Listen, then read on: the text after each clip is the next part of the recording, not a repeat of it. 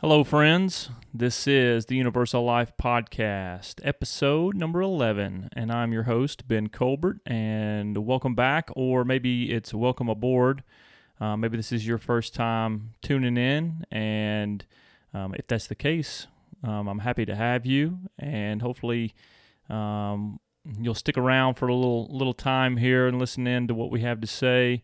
Last episode was part one. Actually, it was episode 10, but it was part one on the topic of fear. So today we're going to dive into part two, and that's going to be on fear as well. But before I do that, I've got a little bit of news to cover. News being The Art of Coaching, which is an ebook I just completed not too long ago. And here's the cover up here. That's actually a physical copy that I went up to Office Max and had them print out. So it's just like a tangible thing that I can have in my hand, so I can feel it and know that I completed something. So that's sort of my copy. But to get your copy, you can go over to universallife.com, and there is a shop button that you can go to and click on shop, and you can download your own copy and have that on your phone or your tablet or whatever you carry around. You can access it on a computer, and it'll download straight to your email, and then you can have it forever. So that's a good document. It's basically, the subtitle here is Creating Your Coaching Identity. So I wrote it with the intention of speaking to maybe coaches trying to get into the profession, or maybe even coaches that have been in the game for a long time, whatever sport that may be, helping them to shape their identity and know that that is a topic and something that they could be aware of if they already are not, which in most cases, if you've been around long enough and you've coached long enough, you have a pretty good idea how you operate day to day. But just a couple of good rules of thumb could be a gift for somebody that you know that's trying to get in the coaching profession. So other than that, that's pretty much it as far as news goes. If you're looking for all things Universal Life content, the best place to go by far is the website at universallife.com. Or you can go to Spotify, Apple Podcast. So these podcasts that I post, you can find them in various places. We also have a YouTube channel, and that's called Universal Life. You can just go to YouTube and type that in, and you can find the channel there where you can subscribe. You can like the videos that I've already posted, which is the last two episodes of the podcast are up, and you can watch me in my element here, but you can do that as well. So yeah, there's all kinds of different mediums that you can catch us on. I'm trying to grow it slowly. It's a process, and I'm trying to embrace that, and I sort of talk about that all the time. But that is true. Still just trying to create this thing that I've got going on. But anyhow, episode 11, something that I've created a long time ago.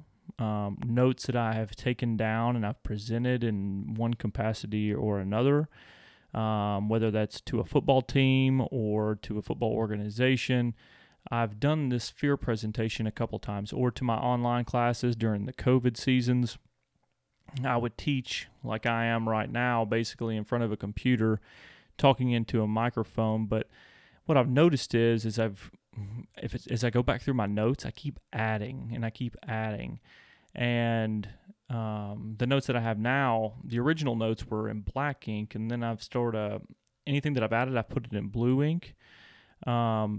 So I keep shaping this thing. I keep on adding to it because there's like new components of it that keep coming to life that I want to share with you. So I share this today, but maybe a year from now or however long from now, this thing could continue to morph as I figure it out as I go along, because I don't pretend to sit here and have it figured out.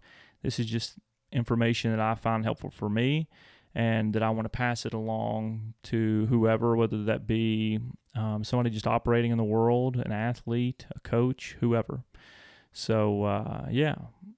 So this is episode 11, and the last episode in 10, I ended with talking about different types of fear. And we had the fear of judgment, which was judgment being where you're socially oppressed, like you're fearing what others might think of you or what they might say. And the example that I used was when I started creating a website or a blog and I started to write. I wondered if I was a writer, and I still wonder that today every time I tap the keys and try to piece something together and write a book over here and put that out. There's that voice in the back of my mind that sits there and says, what are people going to think? Are people even going to buy it? Or are people even going to look at it? Or even, am I wasting my time? Am I this? There's that constant dialogue and all it is fear. It's all fear-based. And what I'm going to talk more on today is, healthy versions of fear, and then you have maybe not as healthy or helpful versions of fear. What will people think? How do you get over that type of thing? Or how do you get over that conversation you have with yourself? And then there's the fear of rejection, basically telling yourself no before even things occur, like asking for a pay raise or going in for a job promotion. And you say to yourself, they're not going to promote me. Well, you don't know unless you go in the room, the fear of rejection. How can I overcome that of other people and yourself? Not hamstringing yourself. So today, I'm going to springboard into some other things, and I'm going to revert back to just maybe coming from the perspective of a coach for just a second. And when I talk about fears, when I originally built all this was with the intention of speaking to student athletes. And, whenever you're coaching, I think there's this fine line that you gotta operate around in terms of how aggressive you are with your words and what words you choose to express to your athletes, what tone you choose, your delivery. All of that matters because of the fear component that can be created by those actions or through those words. And what I mean by that is I may have the intention as a coach of trying to get a player to operate in a specific way, like a physical action I'm trying to extract from them. I want them to display this specific technique. I want them to make this play. I want them to do it this way. And I have to be mindful of the words that I choose to get them to do that. And I can deliver it in a very aggressive way, almost to the point where if you don't do it right, there are going to be repercussions. You're going to have to do up downs. You're going to have to run laps. You're going to have a consequence if you do not do it correctly. And you can very easily cross the boundary of, where different players respond, and then fear kicks in. So, and every player is different. But my point here is, when you're coaching, you're not coaching just to get a player to do a specific action. You're coaching the whole person. Meaning, yes, I want them to perform in this way, but I also have to have the clear understanding that I'm also working with their emotions. I have that part of them in my hand.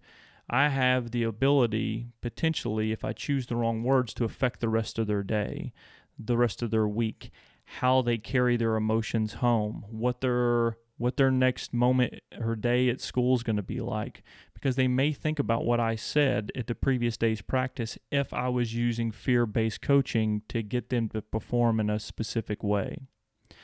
So you got to be very tactical with your words and your delivery as a coach, and make sure you're teaching and coaching the whole person, and you're not just coaching to coach and get a specific outcome physically from the athlete.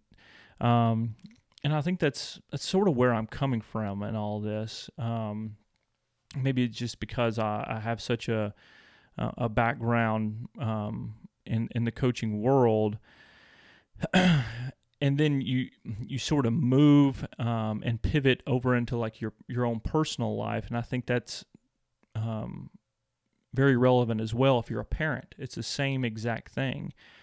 You are always tiptoeing around the line of, I need to be assertive. My kids need to know that there is a boundary that they can't cross for whatever reason. That may be just to keep them safe, or, hey, you need to operate in the world in this specific way. But I don't want to get over the line where it scares them and it makes them passive, where they don't want to continue to explore, or they don't want to continue to gain knowledge and, be creative in the world. And going back to the athlete, whenever you're using fear-based coaching, you can get to the point where you take the creativity out of the player because they're afraid to mess up, and that's an entire podcast and episode in itself, and we'll cross that bridge down the road. But a point that I'm trying to get to here, sometimes we're fooled into believing that fear is a positive emotion, that it can be like this natural thing, like this internal dialogue that we have, like fear is okay. Some quotes from, and I mentioned the guy that I got a lot of information from, or has been a good influence on, my education in terms of fear, is Brendon Burchard. And he also says fear will motivate you to try harder, or fear builds character. And that, it runs right alongside the whole coaching thing and the belief some coaches, or maybe the old school coach, or even coaches today, it's not everyone, that fear is a good motivator. In most cases, that's not necessarily true. Maybe conversation's a better way to go. Maybe building relationships, understanding how every single athlete that you come across, what's the best way that they learn. And then another quote is, fear harms more people in life than those who benefit from it. And I really do believe that. We talk about passivity here is where this comes into play. Fear, and when we talk about parenting, I try to be really mindful when the way that I speak to my girls, I don't want to take the exploration component of them away without not keeping in mind their safety. Like anytime they're climbing up the swing set, it's real easy for me to go grab them real quick and be there at all times, make sure they don't fall. But another part is they need to learn to deal with it, because if I'm there all the time, it's going to eventually make them passive, because they're going to know that I'm always there to catch them, and I don't want them to believe that long term. Culturally, we've distorted fear into a tool for the ego's protection. And when you talk about ego, I went over to Wikipedia and see how they defined it, and they defined ego here is the drive to maintain or enhance good views of oneself, or for the inflated opinion. Basically meaning, I have this image of who I am and I want to protect it. And if that means that I'm not going to explore, I'm not going to be creative, I'm not going to step into this uncomfortable space because fear is holding me back, I'm going to keep my ego protected because I don't want to fail.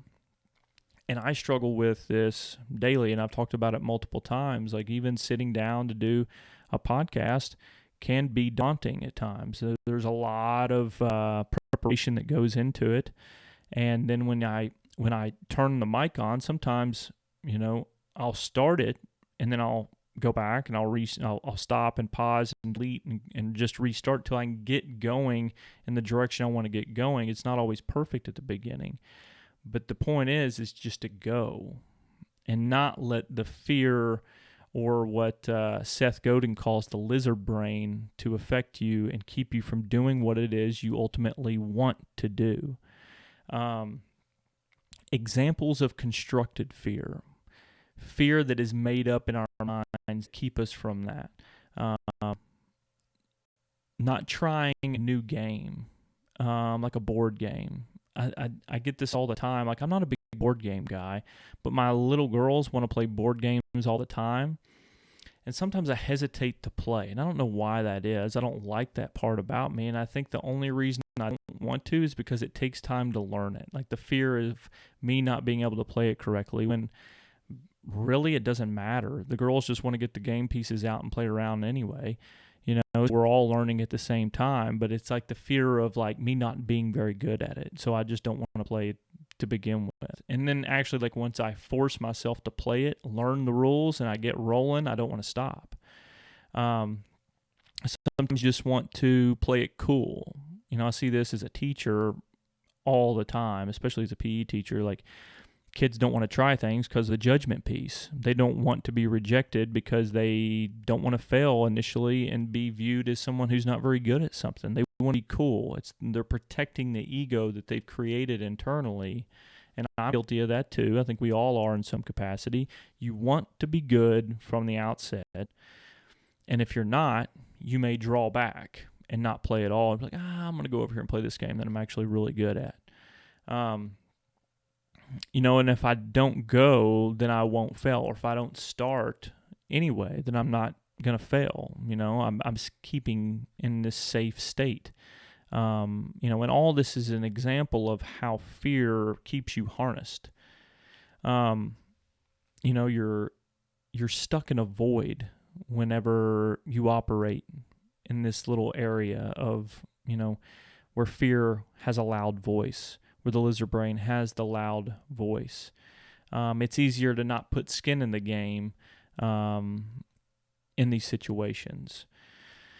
And here's something that you got to understand. Whenever you let fear have the loudest voice in the room, is that no learning is ever taking place. No expansion of the mind is ever taking place, or the body.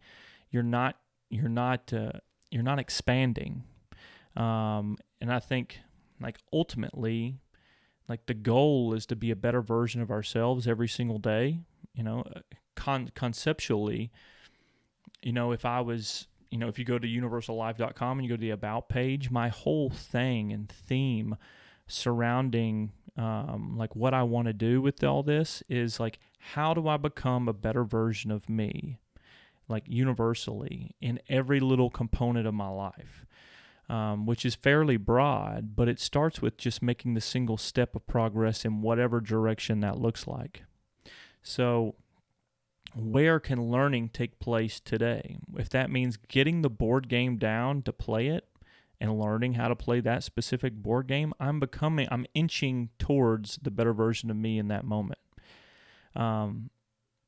If it means trying the new game in PE class, if it means opening like an actual physical book and reading a chapter instead of looking at my phone for 30 minutes, whatever it is, trying to get past the fear component, the internal dialogue that keeps you from advancing and becoming a better version of you.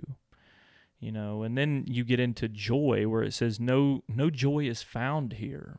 Where fear is the one that wins. There's no life-giving rewards when you let the fear voice have its day, when you let it win. And do not get me wrong here. There are plenty of examples out there where fear definitely has its place and it protects you and keeps you safe. And we mentioned that in the previous episode. I want to make that very clear. Where you're stuck in dangerous situations and fear is an absolute mechanism that keeps you safe, keeps you alive. I'm talking about the day-to-day things that harness you, that keep you from doing the things that you know you want to do. Here's another way of looking at it, a gravitational pull, and how the earth works and how we're all drawn, to the earth. and I called this the gravitational pull of this mentality, or this fear mentality. And I see it, or have seen it a lot in sports teams, just being a coach over the years, where the fear-based mentality is prevalent, and it begins to trickle down into other people, and it draws other people in. And the opposite is true for that. When you have people that are winning the conversations internally of the fear-based mentality, where I'm going to defeat this, I'm in the learning zone, or the learning mentality, and I want to expand and I want to be better, those are the teams that end up being really, really good. The ones that have people that succumb to the hey, I want to stay in my comfort zone type thing, that draws more people to that energy. And the more and more you have of that, the less expansion takes place. Where the less growth, the less betterment exists. I see it in PE classes all the time. One of my classes, like I may have 3 classes total, first, second, and third period, for example. One class may be full of people who like to try new things, and they're open to giving things a shot. That mentality is contagious. It's a gravitational pull. It pulls more people in. And it's crazy to watch. I love seeing that happen. And then my next period class, it's the complete opposite. I may have more people that are wanting to stay in their comfort zone, and that draws more people to stay in their comfort zone because they're afraid now to try new things. And that's where the judgment thing comes in, It's really fascinating to watch. And I think that's just part of the human experience. And same thing can be said for friend circles, social circles. There's always the quote, "You are who you associate with or you hang out with." That's absolutely true, and that's all energy based. Like if people aren't doing good things, or they're not working towards betterment in whatever capacity, they're wanting to stay just comfy, in whatever that looks like. You're going to be that way, and that's true.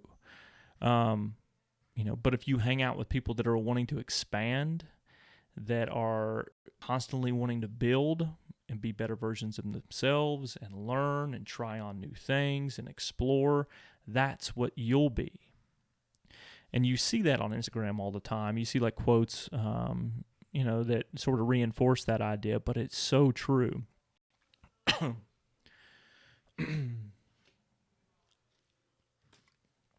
had to take a drink of water here. So yeah, you have working culture at the workplace. Same exact thing. Do you want to be around people that are go-getters, that are trying to move the needle, trying to make the place a better place to work, and so forth? And we're talking about, like, you can't fake that either. Some people come in, they're like over enthusiastic, and and it's not sustainable and those types of things. It's got to be organic. It's got to be true. You've got to be who you are. You can't act, but the people that are able to do it day in and day out and be consistent about it, it becomes sustainable. And when it's sustainable, people read it and then they are drawn to it. And I think that's where the leadership component of it all comes in too. It's like a fertilizer. It's like whenever you have organic positivity, people see it and it almost like feeds them. But when it's like not consistent, or it's like overdone, people read between the lines there too, and then they draw away from it. So you gotta understand that as well. So how do we make all this work? How do we, what are the tools that we can use to get over fear? The fear that keeps us constrained to where we're comfortable, instead of trying to explore and be creative and put our version of art out there. How do we get to that space? And, it comes down to, the taming of the mind. Like, And this is not something that can happen overnight. It has to be trained into you. It's something that I constantly are mindful of and I try to be better at. And you have all the different components of life that make up like the true you. And we're talking about like building confidence, and like whenever you can do something or practice something over the long term, you end up, taming the mind, and you become able to overcome fear. I guess probably one of the biggest things is just like looking in the eye and naming it for what it is, like having a dialogue with yourself. Like, okay, I'm afraid of what people are going to think. I am going to say that as it is, but I'm going to go anyway. Like you say that to yourself and you just move forward. Um, it's funny. I've got a bunch of basketballs bouncing behind this door here, so I'm a little bit distracted, and trying to like get my attention back on my notes here and what I was having to say. But um, here's a note that I always love by Brendon Burchard is this. It says, attempting to conceal fear as a friend is like forcing a wolf to be a pet. Soon the pet will eat us alive. Like, and this is talking directly about like fear, it's going to keep me in this safe space, when in reality, down the road, we're going to wish that we had acted and did whatever it was we wanted to do. Like for the longest time, I wanted to write a book. And I was fearful for a while. But then like I knew or started to understand that down the road I would regret and not be happy with myself if I didn't take the first step forward in doing it. Creating a website, creating a podcast, becoming a father, stepping into the professional world. Like for me, taking a leaping of faith and becoming a teacher, there was some fear behind that. But if I hadn't acted, I would have regret. So, the fear may feel okay at first. It keeps me in that comfortable space, but months down the road, years down the road, you'll look back, and if you didn't act, you're going to regret it. So that's sort of the mind frame that I try to remember in moments where I am making decisions. And some decisions are, a little bit easier than others. We're talking about like large life decisions, and then you have some other decisions that aren't as heavy, and then you have maybe just day-to-day decisions. But this is a good barometer of like how to answer questions for yourself. Is fear keeping me safe? Is that a lie? Is that conversation am I having with myself? Is it a lie? Can you extract that? Can you uncover it for what it is, and then move forward and do whatever it is that you're wanting to do? And we're talking about, the journey here of betterment. Trying to become a better version of you incrementally, day to day, and by acting, we do. Overcoming the fear, we're getting better each and every day. Here's one last quote. It says, a lot of good people have chosen the shallow end of history. They never really made their mark in the deep end of the pool. Like there's probably been, like think of all the people that have went down in history that have been terrific, that are in history books. Think of all the brilliant people out there that chose not to act, that had all this magic within them and never went for it. What the world could have been if they would have went for it. And that's what I try to tell myself each and every day. Is just go and see what happens. And what does that look like for you? What magic do you have potentially to give? And if you've got it, show it. And you're going to have bumps in the road, and it's not going to be good at first. It's going to be sloppy, but eventually you'll learn and you become good, what version of history do you want to paint for yourself? And one person that I think has a pretty fascinating outlook on this as well that I really like is a guy named Brendon Lilly. He's actually from Berea, Kentucky. It's this, he calls it the +1 mentality, and that each and every single day that you wake up, and fear comes in here. What am I going to do today that's going to give me a +1, where I'm adding to me every single day, and whatever that looks like? Am I +1ing or am I -1ing or staying the same? And the objective is to always move towards the +1s. I want to stack ones today.